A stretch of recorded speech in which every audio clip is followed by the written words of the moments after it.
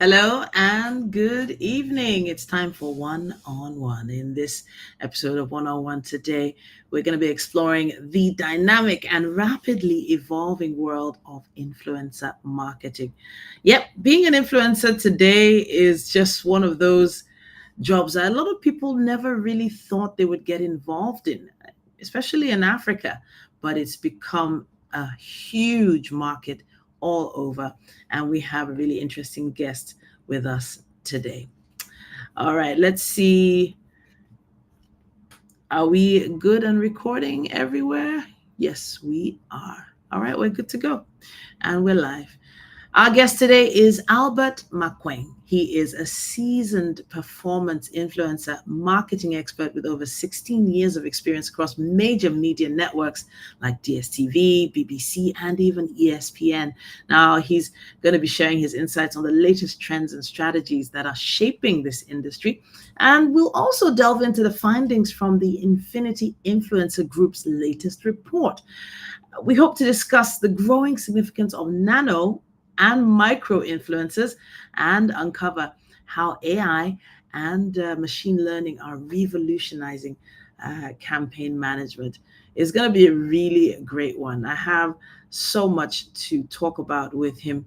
As influencer marketing has rapidly evolved. It's become a vital strategy for brands. It's expected to grow by about $22.2 billion globally by 2025. And yeah, the dynamics of this particular industry, yeah, hopefully we'll learn a thing or two today. Welcome, Albert. Welcome to One on One. Thank you so much for having me on your show. Welcome to all your viewers globally. Thank you so much for joining us. I know you're extremely busy because you are one of the people that are making all the monies these days. You guys are making so much money in influencer marketing. Goodness me, working with brands all over the world who are trying to especially penetrate the African market. Now, you need to let us know how you got into this. So, I got into this business, coming from traditional media. And I've joined Infinity, and the space has been growing, but, has been there from, day one, because all of us are influenced.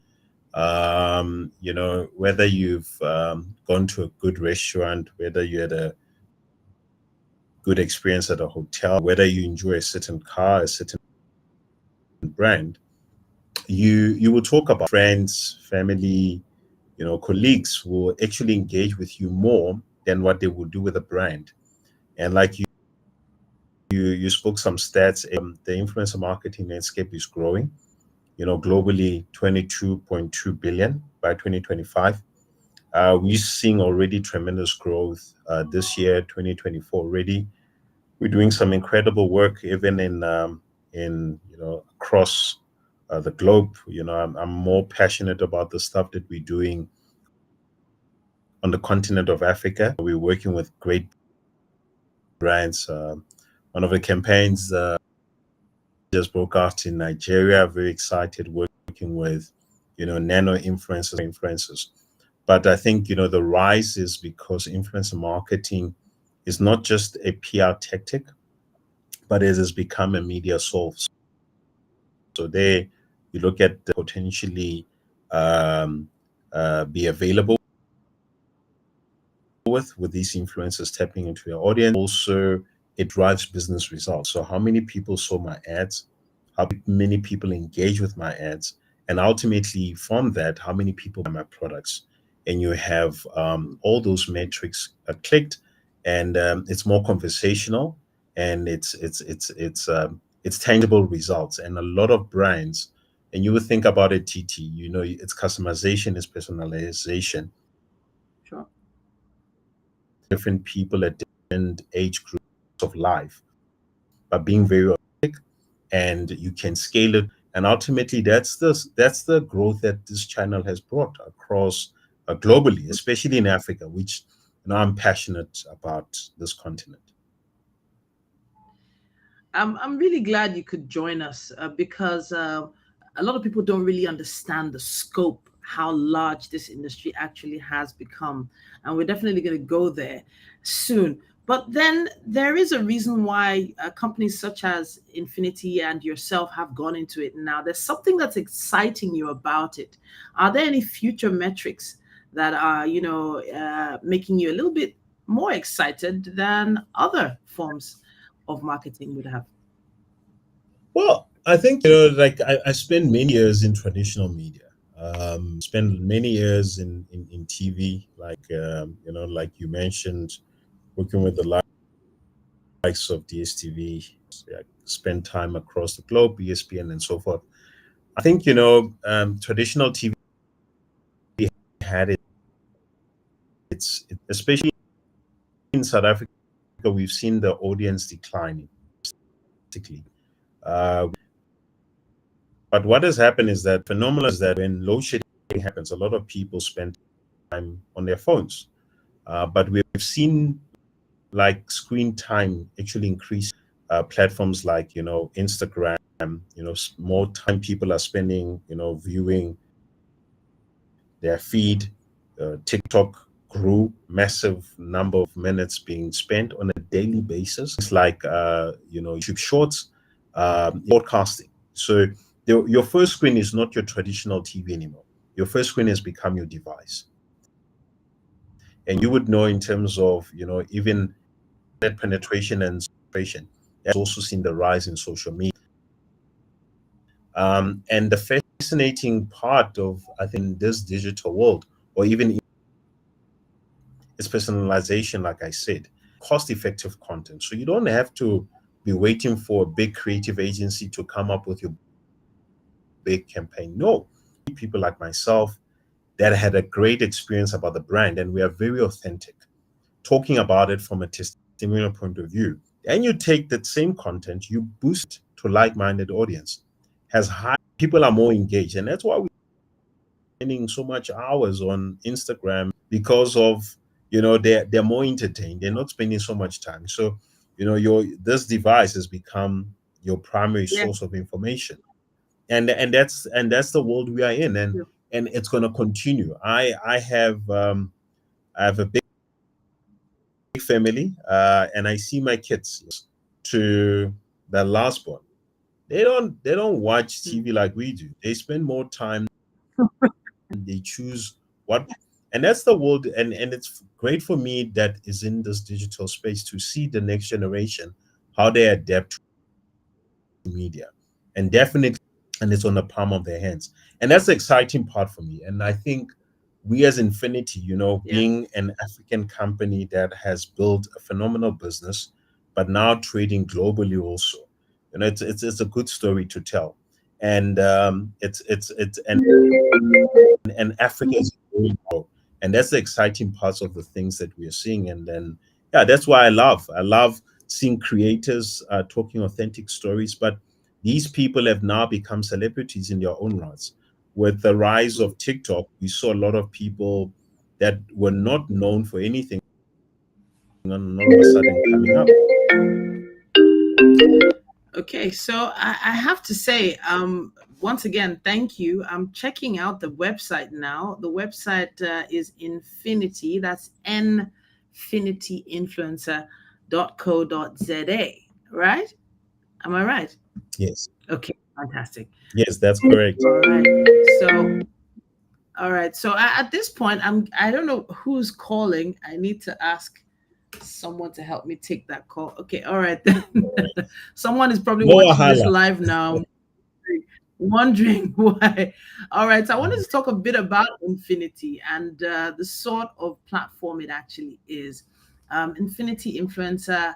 I'm going through the site and I'm trying to wrap my head around how a company would focus on just influencing influencers from all sizes. You mentioned nano before. You mentioned micro, and then there's macro. Could you give us a breakdown as to what all this means? Yeah, so Infinity, in fact, Infinity Influencer is part of a bigger media group called Infinity Media. And within Infinity Media, we have other from out of home digital out of home, static out of home, from digital platforms, in-app advertising, and we sit on Nfinity Influencer. And why we went with the Nfinity Influencer is because we were managed service platforms. So we build platforms, and you can check out some of our platforms, being the Salt. So the Salt, it's THESALT.co.za. That's our Okay. Nano platform. So we're very platform specific. Mm. Then we have Webferential on the other hand, that it's more for your typical Mac and celebrity influencer, and great tool sets with API integration into Meta. We got some of the big influencers on it, but all our biggest USP. And you can see where the audience sits, what the engagement level is. I think that's the toolkit that we have built. But we're very platform specific. So when a brand comes in and say, okay, we want to run an influencer campaign, some people say nanos, and we say, no, guys, what's your brief? And then sometimes you need to understand where nanos comes, micros comes in, where macros in, because the nanos drives testimony, can get a lot of them. Micros are highly engaged, and you tune into them because of their authenticity. And then the macro celebrity are like that big bang, especially when you start a campaign. And then we say, guys, we will handle everything for you. You give us a brief, and from the brief, we will tell you what the strategy is. And that will be aligned with your brand strategy. So who your key target audiences, what is the success factors in it? So what are your KPIs for this campaign? We'll agree upfront. Then we also run things that we do even in the FMCG space or in the financial services. We run leads better than the brand. We run at a better buying efficiency because people buy from people. Like Titi, when you speak about something, people that Yeah. follow you will trust you better than the brand. And especially when you have had a great experience with that product, Mm. people do brand. And that's where the net sentiment score increases. We see their share of voice increases. And with their share of voice Can I stop increasing, you? Can I stop you? You said sentiment, not sentiment. What does not sentiment mean? Please break it so down for that me. means that So you look. I have a lipstick here, for instance. I used it earlier on, right? I put it on screen. But how does that actually make someone pick up maybe their phone and search for the lipstick I'm wearing? How does that exactly work? The I thing is know that that you now, trust. yeah. So like Titi, you talking about this lipstick, and Yeah. it looks Oh. good on you. So imagine now you're saying, guys, look, this lipstick lasts me 12 hours. I don't use lipstick. Of course. Let's say it lasts me Maybe 12 6 hours, hours. and Maybe 6 hours. you understand, and it doesn't, even after I eat, it still stays. So that's a Okay. USP, especially in inflation times are very tight. So now Mm. TT has had, so like now all your followers, even on your show, they say, wow, TT, they now gonna inbox you. Tell us more about this. But you see, the brand Okay. was not, you didn't, they are not inquiring about what they're inquiring because TT said so. And that's where influencer Okay. marketing is it. And it's not a monologue like a static billboard. It's a dialogue. So now people start engaging Mm. with you. You now start, now you, let's say you are the ambassador, you are the influencer on this campaign, but you have learned, there's an immersion session that has taken place. You can tell the people about the benefits of this in a way that, a static or TVC cannot. And that's the beauty about influencer marketing, because there's a conversation, and you were asking about sentiment. So the more people talk your brand in a positive way, that's your sentiment. And that means that the more, all of us social, like I was saying. So I saw Titi talking about Sure. it. I saw a post. So that means that I'm gonna check it out. So for discovery element, because of Titi. And while you put it on social, that means that your friends all over the world can say, wow, now Titi comes, like Mm. you said, you've been in South Africa. You went to one of the best restaurants here. Everyone that follows you, and everyone that's even from Nigeria or anyone globally, when they come to South Africa, they're gonna say, no, what, Titi, what's they're going to go back to that, not because that Sure. restaurant did a but the restaurant, but people now buy from people. And that's where the high levels of trust is. And that's where we see the growth in influencer marketing, is it? And that's why, some of these people are doing incredibly well globally and also in our continent. Thank you so much for that response. Breaking it down like that really simplifies things. And it's even sort of taken me through a few more of my questions already. But let's talk about the shift towards nano and micro influencers. So it's getting smaller and smaller. So there were some mega influencers, and Mm. there still are. You know, Yeah, uh, I yeah. I would classify like a huge Hollywood star as a major influencer, right? Mm, mm, But I needed to sort of break down the difference between nano and micro influencers right now. yeah. So you're so right. So let me start with what you said first. So we started with the celebrity, the mega influencers.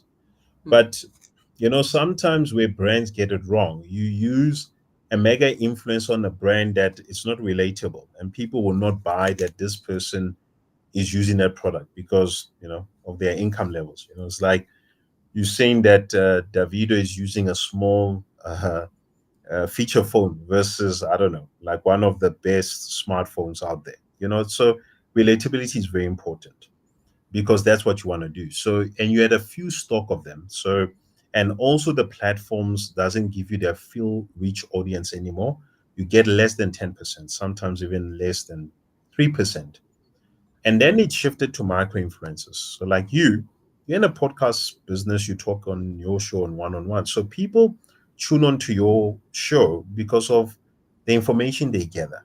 So mm, they see you as a thought leader. A brand can attach themselves to your podcast because they know what audience comes onto your podcast and are engaged on a weekly basis. And that's where you have high levels of trust. You almost become a TV channel, Galaxy, whatever. You think about it. Then there's, like I said, you know, medical insurance. I'm a parent and I talk about this medical insurance that I'm using and why it's good for a family type of mine. People buy from me because it's me. They say, I can relate with Albert. He looks, sounds like me, but I know Albert. So you're buying from people that know me. And that's why now we start doing referral programs whereby people, when their friends and family ask, they can refer them and there's a referral code.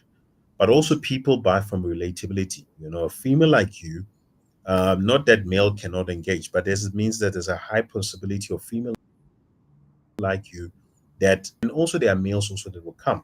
So you have that thing, and that's where the micro and nano space comes in. And like I said, imagine when you come to South Africa and you say you stayed at this hotel. Everyone that's from Nigeria, everyone that's connected to you globally, when they come to South Africa, it's not the restaurant, it's what Titi. mm. I I don't want to mention, like, let's say I'm in Nigeria and Okay. somewhere in Ikoyi, I go to a restaurant. I have a good experience. That means that every South African or anyone that's connected to me and say, wow, I'm in Nigeria, which place to go? That's the place to go at the island. That's the place to go at mainland. And it becomes because of what Albert has said and from his experience. Mm, Same thing, if you're a parent, you try a certain medication and that medication works for your kid and you can show that testimony that it worked for my child. Anyone that is a parent, because you will also be with like-minded people, they say, I'm going to try that because it worked for you, that means that it will also work for me. And sure. that's the shift of the nano influencers. And the thing is that they are very cost effective. You can use a lot of them. And also then you do, we call it performance media, or it's just the distribution of their content to a larger audience, because you see people engaging with their content. And then what you do then, through Meta or through TikTok or through Google, you will then target lookalike, and then you just let the AI of those platforms potential audience, and that's where you see better reach, better engagement, better buying efficiencies, and so forth. Sure, sure, sure. Thank you so much for going that direction. But I need to sort of take us back to the platforms that these people Yes, are on. So yes, people buy from yes. people, or people are making buying decisions based on people they know. But then what about the platforms? Talking Twitter, or well, it's X now, Yeah. Facebook, Instagram, and of course TikTok. Which of these platforms are engaging with or are making better sense for the mega influencers, which are making better sense for the nano influencers? I hear TikTok is doing really well. Yeah, no, TikTok is growing, and the reason why it's growing, I think globally, and also looking at South Africa from a screen time, um, it's able content. You know, it's content 30 seconds, 1 minute, some of them 2 minutes, but people just they're entertained. You know, it gives you a full screen view. You know, plus also it's sound first, so you have a highly engaged audience there. You see that, you know, their views are massive, like massive.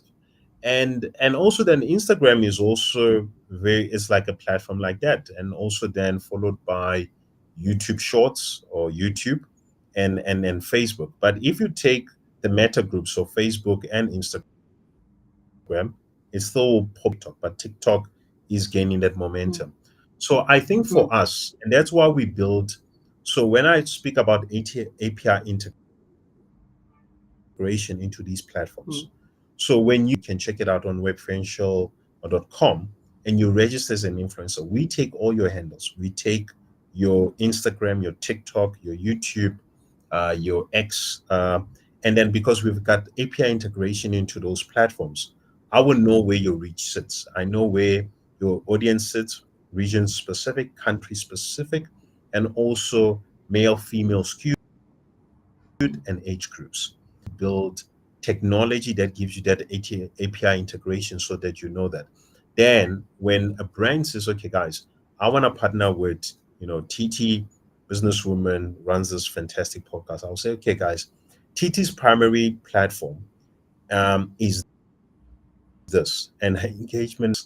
And then from there, it builds the strategy. And that's why I said, that's why we built Nfinity Influencer, because we had to use the data, the strategy, and use then the Sure. science to say, brand, this is the space that you need to play in. And that's what brand then, you know, they enjoy, because, you know, find that your primary following is 25 to 34, and it's very important for that brand. Then you find that your secondary is slightly lower or higher, but those are the kind of, you know, the matrix that we then use to determine what campaigns we put you on. Mm.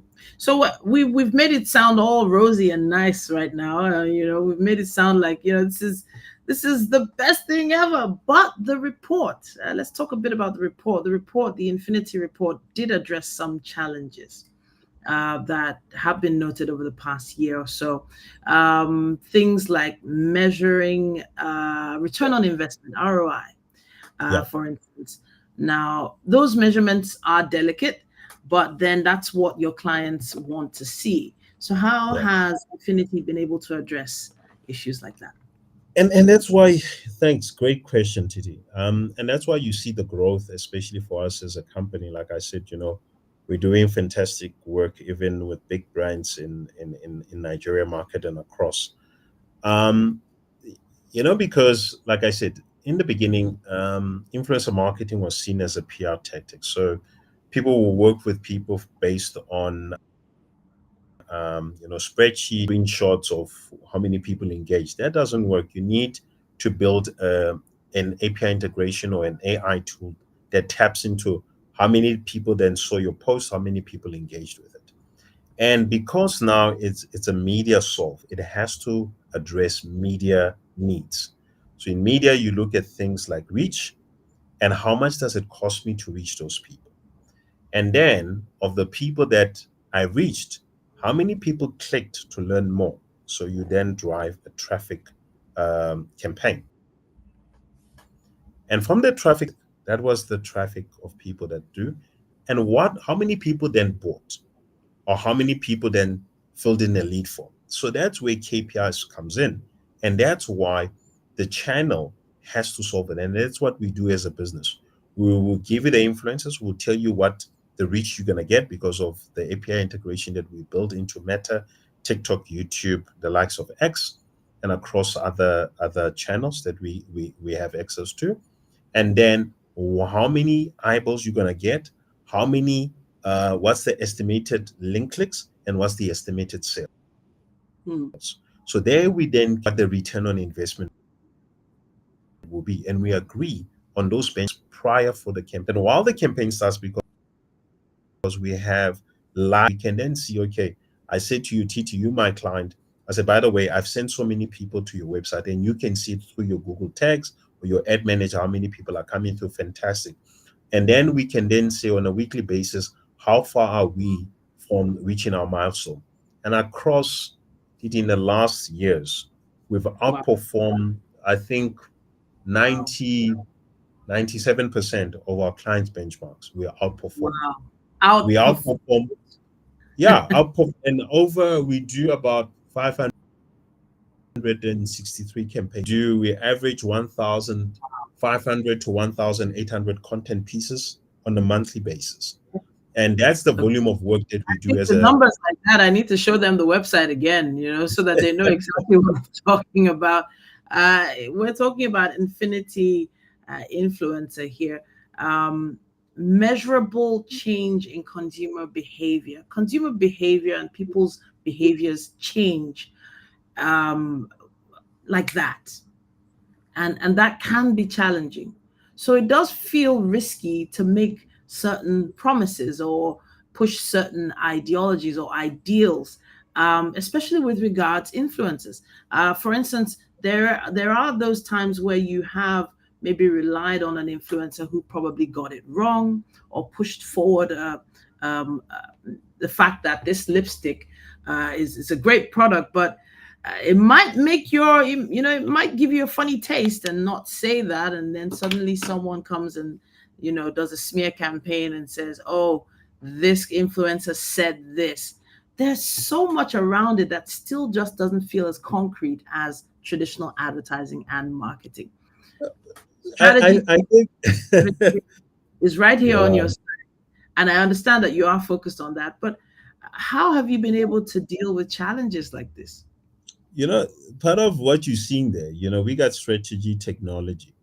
So when we run almost, we call them proof of concepts, or any campaign. Um, it's media, it's marketing. So we have to stick to brand CI or tonality, look and feel. So the influencers also do an immersion session. We do an onboarding session with them, the do's and don'ts from a brand safety perspective, they want not to say, and we even post on it. There's also part of the technology that we do. That content is actually scrutinized. In fact, everyone on our platforms also have a star rating to say how quick are they in terms of briefs, Right. answering briefs, quick turnaround time, even also with product. And both client and the influencer and even us, we will rate that, and there will be a star rating. So that's the due diligence we do. But before the content also goes live, it has gone through a QC process, and Okay. client also has the in terms of approval of the content in certain campaigns like that, especially in highly regulated campaigns where you can't just make an assumption. You have to validate what you are saying. And Or of make a course, once claim. exactly once yeah, once it's approved, then the influencer posts on it.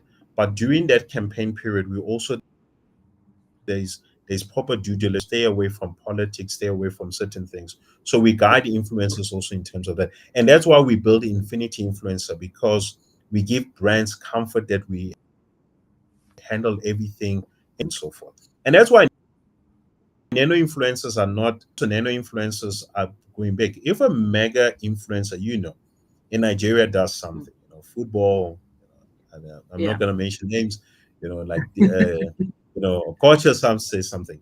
People Yeah. say, hey, we here. But who knows? circumvent all of that, and we work through with the brand to make sure that they have comfort and they know that they're working with someone that has been in the space for more than 12 years that will actually then handle everything.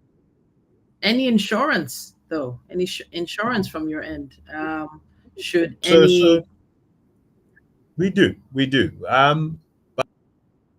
But I can tell you, two working. There's been two incidents that have happened, and I'm talking. You remember I Okay. said to you we do about 1,800, 563 campaigns. Yeah. There was two incidents with two Well, influencers, but how we also handled it okay. with client was very amicable. We spoke with them.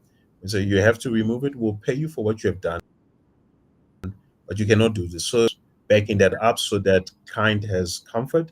The influencer is also protected. Yeah. We are also protected as an entity. All right, then. Now we are pushing it on time. Would you believe the 30 minutes has already gone by? We have to touch on the future outlook. What do you foresee for the industry, the influencer marketing industry over the next few years? And if you have any advice for any brands looking to start or improve on their strategies.